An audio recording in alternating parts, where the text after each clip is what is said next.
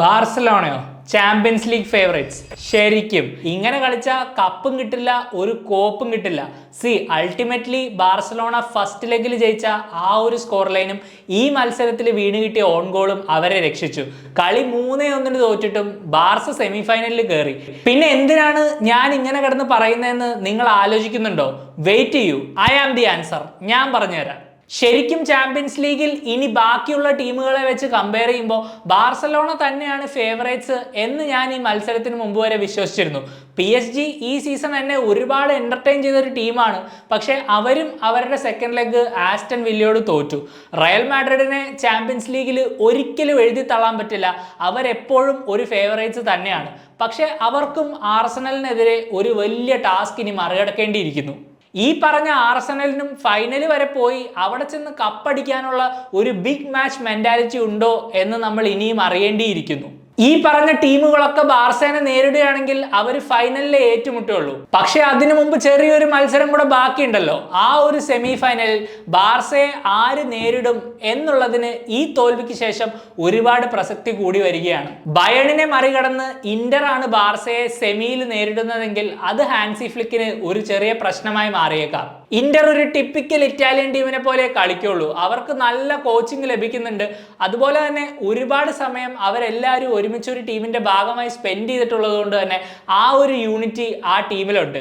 And they can really frustrate Barcelona. ഡോട്ട്മണ്ടിനെതിരെയുള്ള മിസ്റ്റേക്കുകൾ ഇന്ററിനെതിരെയും ബാർസ റിപ്പീറ്റ് ചെയ്യുകയാണെങ്കിൽ അവരുടെ കഥ കഴിയും. പക്ഷെ അതിലേക്കൊക്കെ നമുക്ക് വഴിയെ കിടക്കാം. കാരണം ഈ വീഡിയോ ഷൂട്ട് ചെയ്യുമ്പോൾ ബയേണും ഇന്ററും അവരുടെ സെക്കൻഡ് ലെഗ് കളിച്ചിട്ടില്ല. അപ്പൊ നമുക്ക് ചെയ്യാൻ പറ്റുന്നത് ബാർസയുടെ ഈ ഒരു പെർഫോമൻസിനെ കുറച്ചുകൂടെ ഡീറ്റെയിൽ ആയിട്ട് നോക്കാം എന്നുള്ളതാണ്. ആൻഡ് ഇവിടെ ഞാൻ ചെയ്യാൻ ഉദ്ദേശിക്കുന്നതും അത് തന്നെയാണ്. ബാർസലോണയുടെ ഡോട്ട്മണ്ട് ആയിട്ടുള്ള ഈ ഒരു മത്സരത്തിലെ ഓരോ പ്ലെയറിന്റെ പെർഫോമൻസും നമ്മളൊന്ന് ഡീറ്റെയിൽ ആയി നോക്കി അവരെ ഔട്ട് ഓഫ് 10 റേറ്റ് ചെയ്യാൻ പോവുകയാണ്. Welcome to player ratings. ആദ്യത്തെ player Barcelona goalkeeper Szczesny. ഡോട്ട്മണ്ടിന്റെ ആദ്യ ഗോൾ വഴങ്ങിയപ്പോൾ ആ ഒരു പെനാൽറ്റി ഷെസ്നിയുടെ ഒരു ക്ലിയർ മിസ്റ്റേക്ക് ആയിരുന്നു. പാസ്കൽ ഗ്രോസ് ശരിക്കും അവിടെ വലിയൊരു ത്രെട്ട് ഒന്നും ആയിരുന്നില്ല. എൻ്റെ ഒരു അണ്ടർസ്റ്റാൻഡിങ്ങിൽ ആ ബോൾ കൺട്രോൾ ചെയ്ത് ചിലപ്പോൾ പുള്ളി ബോക്സിന്റെ സൈഡിലേക്ക് പോയേനെ. പക്ഷേ ഷെസ്നി അവിടെ ലൈനിൽ നിന്നും റഷ് ചെയ്ത് വന്ന് ആ ബോൾ കളക്ട് ചെയ്യാൻ ശ്രമിക്കുന്നതിനിടയിൽ ഒരു ഫൗള് വഴങ്ങി. ശരിക്കും ആ ഒരു ഫൗള് കംപ്ലീറ്റ്ലി അവോയ്ഡ് ചെയ്യാവുന്ന ഒന്നായിരുന്നു എന്നാണ് എനിക്ക് ഫീൽ ചെയ്തത്. പിന്നീട് മാച്ചിൽ 1-2 നല്ല സേവുകൾ ചെയ്തെങ്കിലും തുടക്കത്തിൽ വഴങ്ങിയ ആ ഒരു ഗോള് ബാർസലോണയെ ഒരുപാട് അഫക്റ്റ് ചെയ്തു. അതുകൊണ്ട് തന്നെ he will be disappointed with himself. 10ൽ ഷെസ്നിക്ക് ഈ മത്സരത്തിൽ ഞാൻ കൊടുക്കാൻ ആഗ്രഹിക്കുന്ന rating just 5 out of 10. Gerard Martin. ബാർസലോണയുടെ യുവതാരമായ മാർട്ടിൻ ഫസ്റ്റ് ഹാഫിൽ ഉടനീളം നല്ല കോൺഫിഡൻസോടുകൂടി തന്നെയാണ് കളിച്ചത്. പക്ഷേ കളി മുന്നോട്ട് പോകും തോറും മാർട്ടിന്റെ ഭാഗത്തുനിന്ന് കുറച്ച് പാളിച്ചകൾ സംഭവിച്ചു. ഡോട്ട്മണ്ടിന്റെ രണ്ടാമത്തെ ഗോള് ഒരു കോർണറിൽ നിന്ന് പിറന്നപ്പോൾ അവിടെ മാർട്ടിന്റെ മാർക്കിംഗ് വളരെ ക്വസ്റ്റ്യനബിൾ ആയിരുന്നു. അതുപോലെ തന്നെ ഡോട്ട്മണ്ട് മൂന്നാമത്തെ ഗോൾ അടിച്ചപ്പോൾ സബ്സ്റ്റിറ്റ്യൂട്ട് ആയി ഇറങ്ങിയ ജൂലിയൻ ഡുറാൻമിലിനെ വിങ്ങിൽ പിടിച്ചു കെട്ടാൻ മാർട്ടിൻ ആയില്ല. ആ ഒരു അറ്റാക്കിൽ നിന്നാണ് ഡോട്ട്മണ്ടിന്റെ ആ അവസാനത്തെ ഗോളും പിറന്നത്. ഒരു യങ് പ്ലെയർ ആയതുകൊണ്ട് തന്നെ മാർട്ടിൻ ഒരുപാട് ഇമ്പ്രൂവ് ചെയ്യാനുള്ള ചാൻസ് ഉണ്ട്.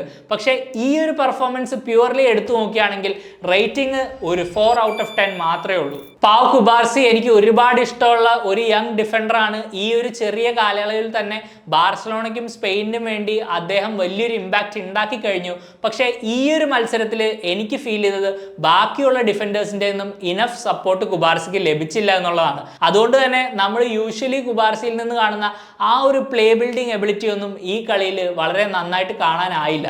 പിന്നെ താരതമ്യേന പൊതുവെ അങ്ങനെ വലിയ മിസ്റ്റേക്കുകളൊന്നും വരുത്താത്തതുകൊണ്ട് 5 ഔട്ട് ഓഫ് 10 റേറ്റിംഗ്. അടുത്ത താരം റൊണാൾഡ് അറോഹോ. അറോഹോയ്ക്ക് ശരിക്കും ബാർസലോണയിൽ ഒരു ഫ്യൂച്ചർ ഉണ്ടോ എന്നാണ് ഞാനിപ്പോൾ ആലോചിക്കുന്നത്. ഒട്ടും കോൺഫിഡൻസ് ഇല്ലാത്ത ഒരു പ്ലെയർ എങ്ങനെ കളിക്കുന്നോ അതുപോലെയാണ് ഇപ്പോൾ അറോഹോന്റെ കളി. ഇനി ഈ കാരണം കൊണ്ടാണോന്നറിയില്ല, വഴിയെ പോകുന്ന എല്ലാ വള്ളിയും പുള്ളിയുടെ കാലിൽ ചുറ്റുന്നുണ്ട്. ഡോട്ട്മണ്ടിന്റെ മൂന്നാമത്തെ ഗോളിന് വഴിയൊരുക്കിയ ആ ഒരു വീക്ക് ക്ലിയറൻസ് ഒട്ടും കോൺഫിഡൻസ് ഇല്ലാണ്ട് സ്ട്രഗിൾ ചെയ്യുന്ന ഒരു പ്ലെയറിന്റെ കറക്റ്റ് സിഗ്നൽ ആയിരുന്നു. പണ്ടൊക്കെ കളികൾ ഡോമിനേറ്റ് ചെയ്തിരുന്ന അറോഹോ ഇപ്പൊ അതിന്റെ ഒരു നിഴല് മാത്രമാണ്. എനിക്കറിയാം ഒരുപാട് പരിക്കുകളൊക്കെ കഴിഞ്ഞ് വരുന്നതുകൊണ്ട് അറോഹോയുടെ ഗെയിമിനെ അത് എന്തായാലും ബാധിച്ചിട്ടുണ്ട്. പക്ഷെ ഇനിയും കാര്യങ്ങൾ ഇമ്പ്രൂവ് ആയില്ലെങ്കിൽ ഈ ക്ലബിൽ അറോഹോയ്ക്ക് ഒരു നിലനിൽപ്പ് ഉണ്ടാവില്ല. Rating 3 out of 10. Jules Kounde Barcelona ഡിഫൻസിൽ എന്തെങ്കിലും ചെയ്യാൻ ശ്രമിച്ചത് കുണ്ടെ ആണെന്ന് എനിക്ക് ഫീൽ ചെയ്തു. ഡിഫെൻസീവ്ലി ഒരുപാട് പ്രഷറിലായിരുന്നിട്ട് പോലും ചാൻസ് കിട്ടുമ്പോഴൊക്കെ തല ഉയർത്തി ഒരു നല്ല ഫോർവേഡ് പാസ് നൽകാൻ കുണ്ടെ ശ്രമിച്ചു. ഓൺ ഗോളിലൂടെ ബാർസലോണ ഒരു മറുപടി നൽകിയപ്പോഴും ഫെർമിൻ ലോപ്പസിലേക്ക് ആ ഒരു ബോൾ എത്തിച്ച പാസ് കുണ്ടെയുടെ ആയിരുന്നു. പിന്നെ കളക്റ്റീവ്ലി ഡിഫൻസ് ഒരു മോശം പെർഫോമൻസ് ആയിരുന്നതുകൊണ്ട് തന്നെ അങ്ങനെ ഒരുപാട് പോസിറ്റീവ് പറയാനുമില്ല. റേറ്റിംഗ് 5/10. ഫ്രാങ്കി ഡിയോങ്, എനിക്ക് തോന്നിയത് ഡിയോങ് യൂഷ്വലി മിഡ്ഫീൽഡിൽ കൊണ്ടുവരുന്ന ആ ഒരു ഇൻഫ്ലുവൻസ് ഇവിടെ അദ്ദേഹത്തിന് പുറത്തെടുക്കാനായില്ലെന്നാണ്. ഡോട്ട്മണ്ടിന്റെ ഫെലിക്സ് നെമേച്ചയുടെ ഫിസിക്കാലിറ്റിയും സ്ട്രെങ്ത്തും ഒക്കെ ഡിയോങ്ങിനെ ഹാൻഡിൽ ചെയ്യാൻ എവിടേക്കോ ഇത്തിരി ബുദ്ധിമുട്ടായിട്ട് എനിക്ക് ഫീൽ ചെയ്തു. നമുക്ക് എല്ലാവർക്കും അറിയാം ഒരു ഡീപ് ലൈയിങ് മിഡ്ഫീൽഡർ റോളിൽ ഡിയോങ് എത്ര എഫക്റ്റീവ് ആണെന്ന്. പക്ഷേ എന്നിരുന്നാൽ കൂടി തന്റെ യൂഷ്വൽ സ്റ്റാൻഡേർഡിന്റെ അത്ര ഉയരാൻ ഡിയോങ്ങിനായില്ല. റേറ്റിംഗ് 5/10. ഗാവി വളരെ പോസിറ്റീവായി തന്നെ കളിച്ചു. പക്ഷെ കളിയുടെ ഗതിയും ഡോട്ട്മണ്ടിന്റെ പെർഫോമൻസും ഗാവിയെ മെയിൻ ആവാൻ അനുവദിച്ചില്ല. വെറും 20 വയസ്സ് മാത്രമുള്ള ഒരു താരത്തിനോട് ഇങ്ങനെ ഒരു ഡിമാൻഡ് മുന്നോട്ട് വെക്കുന്നത് ഫെയർ ആണോ എന്ന് എനിക്കറിയില്ല. പക്ഷേ ബാർസലോണ ഇന്നലെ ഗാവിയിൽ നിന്നും കുറച്ചുകൂടെ മാച്ച് ഡിഫൈനിങ് മൊമെന്റ്സ് പ്രതീക്ഷിച്ചിട്ടുണ്ടാവും. റേറ്റിംഗ് 5/10. ഫെർമിൻ ലോപ്പസ്, ബാർസലോണ മിഡ്ഫീൽഡിൽ ഏറ്റവും എനർജറ്റിക് ആയിട്ട് കളിച്ച പ്ലെയർ ഫെർമിൻ ആയിരുന്നു. പക്ഷേ ഫൈനൽ തേർഡിലെ ഫൈനൽ ഔട്ട്പുട്ട് അത്ര പോരാ. 2 മികച്ച ചാൻസുകൾ ലഭിച്ചിട്ടും ഫെർമിൻ അത് മുതലെടുക്കാനായില്ല എന്നുള്ളത് തന്നെയാണ് യാഥാർത്ഥ്യം. ബാർസയ്ക്ക് വീണ് കിട്ടിയ ഓൺ ഗോളിൽ ഫെർമിന്റെ എനർജി ഒരു വലിയ പങ്ക് തന്നെ വഹിച്ചിട്ടുണ്ട്. അതുകൊണ്ട് ഒരുപാട് ക്രിട്ടിക്കൽ ആവാൻ ഞാൻ ആഗ്രഹിക്കുന്നില്ല.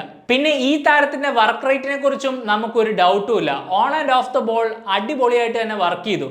6/10 റേറ്റിംഗ്. റഫീഞ്ഞ, ബാർസലോണയുടെ ത്രിമൂർത്തികൾ ആരും തന്നെ ഷൈൻ ചെയ്തില്ല എന്നുള്ളതാണ് സത്യം.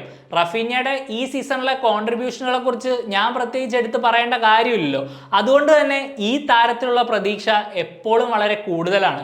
ആ കോൺട്രിബ്യൂഷനുകളൊക്കെ കൺസിഡർ ചെയ്യുകയാണെങ്കിൽ ഈ പെർഫോമൻസ് വേണമെങ്കിൽ നമുക്ക് കണ്ടില്ലെന്ന് അടിക്കാം. പക്ഷേ നമ്മളിപ്പോൾ ചാമ്പ്യൻസ് ലീഗിന്റെ ഏറ്റവും ക്രൂഷ്യൽ ഫേസിലാണ്. അതുകൊണ്ട് തന്നെ റഫീഞ്ഞയിൽ നിന്നും ബാർസലോണ ഒരുപാട് എക്സ്പെക്റ്റും ചെയ്യുന്നുണ്ട്. ആ എക്സ്പെക്റ്റേഷനൊത്ത് ഈ പെർഫോമൻസിൽ റഫീഞ്ഞയ്ക്ക് ഉയരാനായില്ല എന്നുള്ളതാണ് വാസ്തവം. റേറ്റിംഗ് 3/10. റോബർട്ട് ലെവൻഡോസ്കി, ഈ ഒരു മത്സരത്തിന് മുമ്പ് വരെ തൻ്റെ പഴയ ക്ലബ്ബായ ഡോട്ട്മണ്ടിനെതിരെ കഴിഞ്ഞ 28 മത്സരങ്ങളിൽ 29 ഗോളാണ് ലെവൻഡോസ്കി അടിച്ചിരുന്നത്. പക്ഷേ സിഗ്നൽ ഇഡൂണ പാർക്കിലേക്ക് തിരിച്ചു വന്ന ലെവൻഡോസ്കിക്ക് ആ ഒരു മിന്നും ഫോം കണ്ടെത്താനായില്ല. ഒറ്റ നോട്ടത്തിൽ നമുക്ക് ലെവൻഡോസ്കിയെ ഒരു ഗോളടി മെഷീനായി തോന്നിയേക്കാം. എന്നാൽ പുള്ളിയുടെ ലിങ്കപ്പ് പ്ലേനെ നമ്മൾ ആരും കണ്ടില്ലെന്ന് നടിക്കരുത്. ഈ ഒരു മത്സരത്തിലും അങ്ങനെ 1-2 നല്ല ലിങ്കപ്പുകൾ ഉണ്ടായിരുന്നു. എസ്പെഷ്യലി പുള്ളി ബോളൊക്കെ കളക്ട് ചെയ്യാൻ വേണ്ടി ഡീപ്പായി വന്നിട്ട് ആ ഒരു ഫ്ലോയിൽ തന്നെ ഒരു റിവേഴ്സ് പാസ് കൊടുക്കുന്ന ഒരു നാച്ചുറൽ എബിലിറ്റി ഉണ്ട്. ആ മൂവ്മെന്റുകളൊക്കെ കാണാൻ നല്ല രസമുണ്ടായിരുന്നു. എന്നിരുന്നാൽ കൂടി പുള്ളിയുടെ മെയിൻ ഡ്യൂട്ടി ഗോൾ അടിക്കുക എന്നുള്ളതാണ്. അത് ഈ കളിയിൽ നടക്കാത്തത് കൊണ്ട് തന്നെ 5/10 rating. Finally Lamine Yamal is human. ഈ ഒരു ചെറിയ കാലയളവിൽ ഈ 17 വയസ്സുകാരൻ വേൾഡ് ഫുട്ബോളിൽ കൊണ്ടുവന്നിരിക്കുന്ന ഇമ്പാക്റ്റ് ചെറുതൊന്നുമല്ല. അതുകൊണ്ട് തന്നെ ഈ ലോകത്തിലെ തന്നെ ഏറ്റവും വലിയ ഫുട്ബോളിംഗ് ടാലന്റ് എന്ന് എല്ലാവരും കോൺഫിഡന്റ്ലി ലമീനെ വിളിക്കാറുണ്ട്.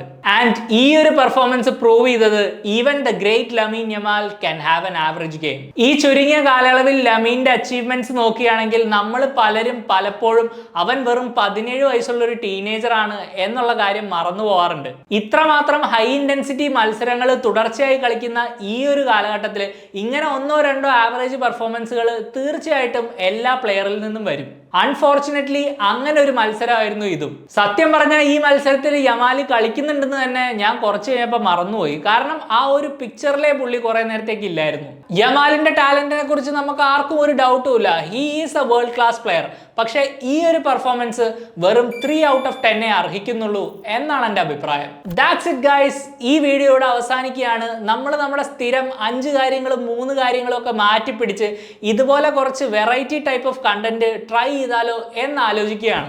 അതുകൊണ്ട് തന്നെ ഈ വീഡിയോയും ഈ ഫോർമാറ്റും ഒക്കെ നിങ്ങൾക്ക് ഇഷ്ടമാവുന്നുണ്ടോ എന്ന് നിങ്ങൾ തീർച്ചയായിട്ടും കമന്റ് ബോക്സിൽ മെൻഷൻ ചെയ്യുക.